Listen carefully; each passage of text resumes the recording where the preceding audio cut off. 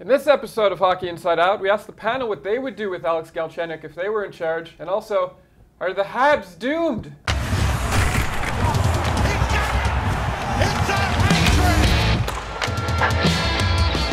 My name's Adam Susser, and I'd like to welcome you all to this week's show, along with my trusty sidekicks, Stu Cowan, CBC Daybreak's Jessica Rusnak, and Mr. Chris Nilan. Thanks for showing up, guys. Here's what we're going to be talking about on today's show. Number one, is the Habs' bad start to the season temporary or just a sign of more to come? Number two, what are the positives you've seen from the Habs so far? Number three, what would you do to get the Habs back on track? Number four, what are your first impressions of Jonathan Drouin playing at center? And number five, if you were Claude Julien, what would you do with Alex Galchenyuk? Let's start the show. 4 games into the season, the Habs are 1-3 and have been outscored 13-4. Ouch.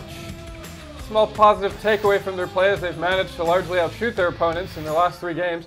They just can't seem to get it in the net. Now, I don't know what the rest of the season is going to look like for the Habs. I'm no future teller.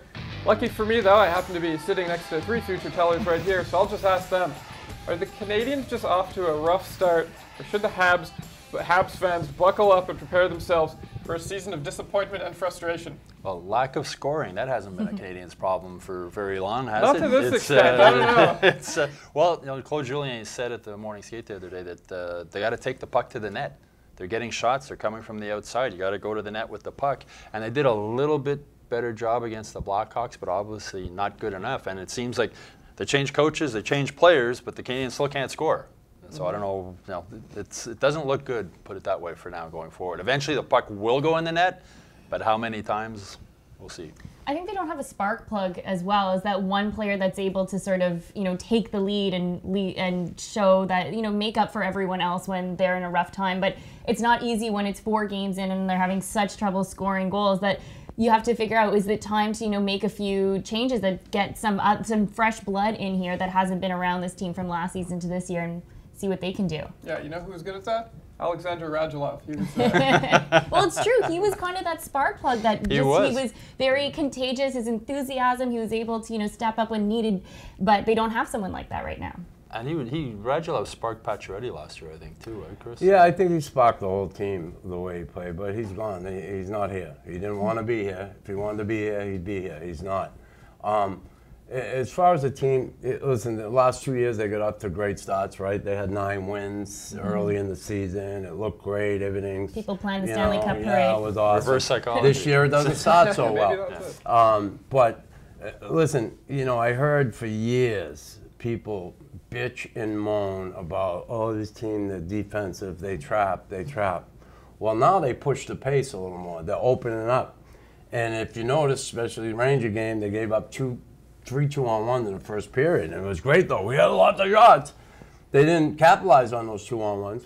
And if you look last night's game, they're kind of glaring mistakes that end up in goals, like on the Weber pinch, no coverage there. Mm-hmm. So when you press and you want to try and score more goals like they are, you're going to have those problems. You're going to give up them 2-on-1s. You're going to give up the odd man situations. And Carey Price is expected to stop those pucks. But it's not always easy on those odd man rushes, like the 3-on-1 last night against the rookie Victor Mete. He was in a bad situation. Mm-hmm. He did the best he could, but no one came back to cover for Weber. Well, Price has an .899 save percentage, which isn't helping things either. I mean, the stats are a little out of whack because of that game in Washington. But only 4 games. But exactly. But I think one of the other concerns is not just that Canadians aren't scoring; it's how every other team seems to. Like, so many teams are scoring a lot of goals. The Leafs, the Vegas Golden Knights are scoring goals like crazy, and the Canadians aren't. So there is reason for concern, but it is only 4 games into the season. So, Chris, you talk about them picking up the pace. What are other positives that you see in this team? They have 2 shorthanded goals. That could be your answer if you want that to be. Nobody got injured yet. Yeah. Well, it's Schlemko. Yeah, you know what? I really like Byron. He's down the 4th line. He's a guy that probably shouldn't be there, but he always starts there and he ends up somewhere else. So maybe at some point he'll move his way up the lineup. I know the coach switched things around the 3rd. He was desperate for some scoring, tried to change things up. But, this team, again, they are shooting from the outside. Stu is right, and they are getting some quality chances. You look at Hudon last night, played really well. He had, and especially in the third, he had some good opportunities taking the puck to the net. Byron did, but no finish. Again, it's great having all those shots, but if you can't finish, power play's been, you know, they've had control and they've done some good things at times on it, but you have to score on the power play, especially when you're challenged like they are to score 5-on-5. Well, Mete continues to be a positive for me. Watching the game last night, there was one play, it looked like he was beat along the boards. He sort of lost balance. I said, oh, he's going to get beat, but he managed to get up, change his angle, get back, cut the guy off. So he's continued to look good.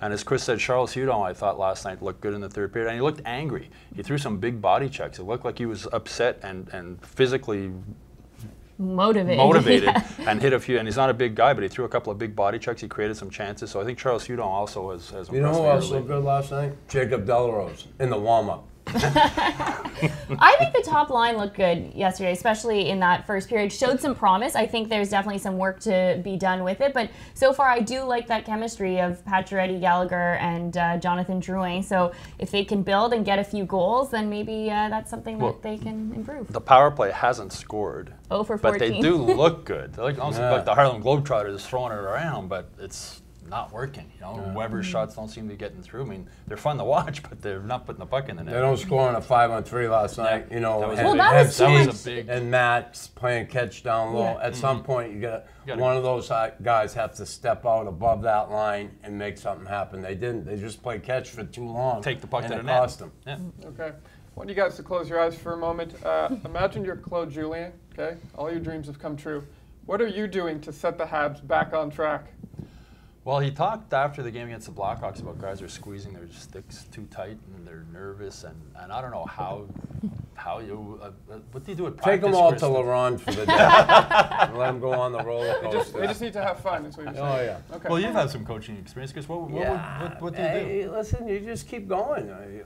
What are you going to do? What are you going to do?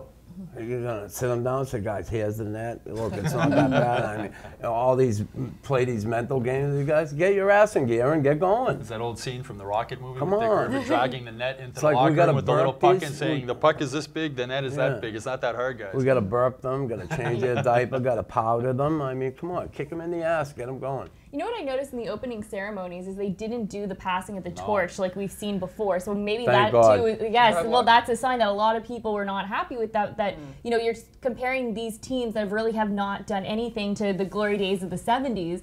That they don't deserve to get the torch passed to them, and maybe them doing so is sort of a message as well that you need to earn yourself the right to get that. Well, they torch. also announced the sellout for the home opener, but early in the day there were a lot of tickets still available on the Canadiens website looking for it, and there was, you know, there was pretty full. There was still some empty seats scattered around, but the thought that tickets would still be on sale for a Canadiens home opener the day of the game is surprising.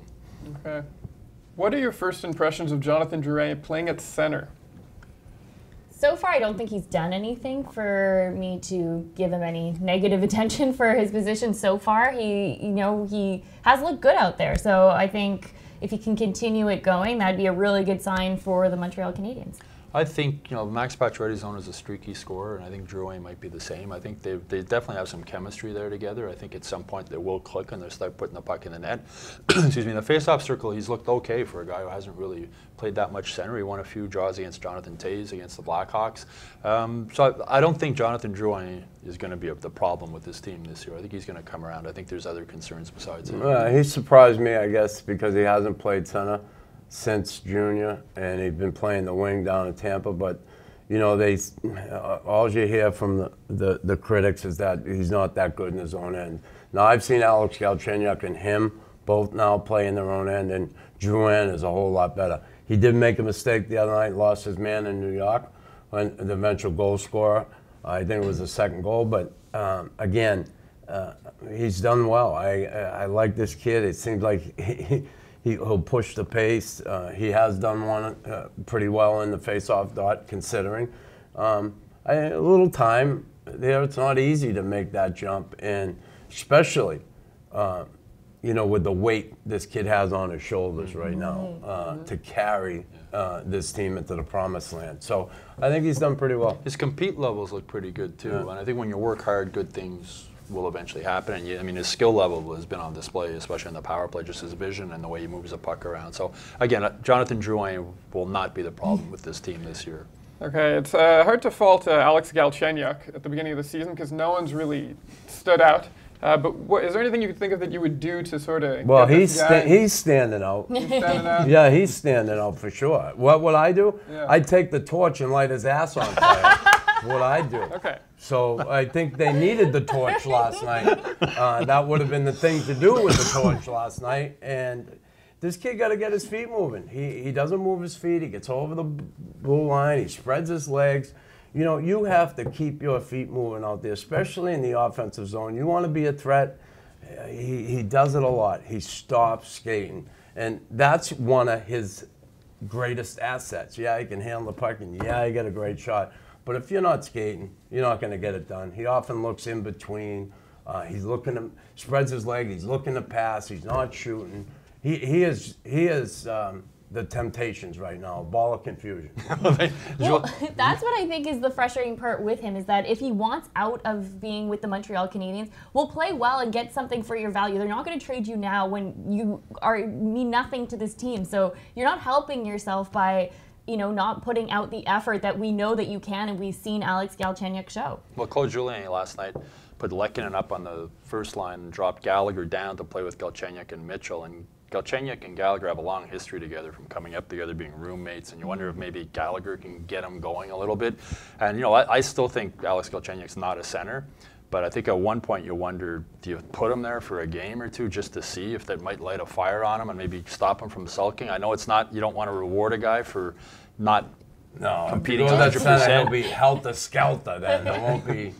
But I think Claude Julien must be wondering what to do at this point right now. Do you think if he was on another team, though, he'd suddenly become a consistent player? I mean, there are just guys out there that are just, their effort is shoddy. And he seems like one of those guys. I think getting out of Montreal might help him, but the kid's got, you know, the family's around all the time. There's, no, if they trade Galchenyuk, you're trading more than just Alex Galchenyuk. You're trading the family with him. It's like a package deal. Well, if they go to Winnipeg, I don't think they'd be too happy. But if he was in a non-traditional hockey market, I don't think, you know, he'd walk around, nobody would know who he was, nobody would really care who he was. And I don't know if Alex Galchenyuk would like that, but it might be good for him moving forward as a hockey player. But, you know, we'll see what happens. Yeah, if it was me, I would just send him to the farm. And I'm not talking about the farm team. I'd say just go like work on a farm, learn how to be a man. Okay, I believe that's our show for today. I'd like to thank you all for tuning in at home. I'd like to thank the panel. Like and share the video and subscribe if you haven't already. And what are your thoughts on the topics we discussed today? We want to know, so leave us a comment in the comment section below. I'm Adam Susser, and I'll see you next week.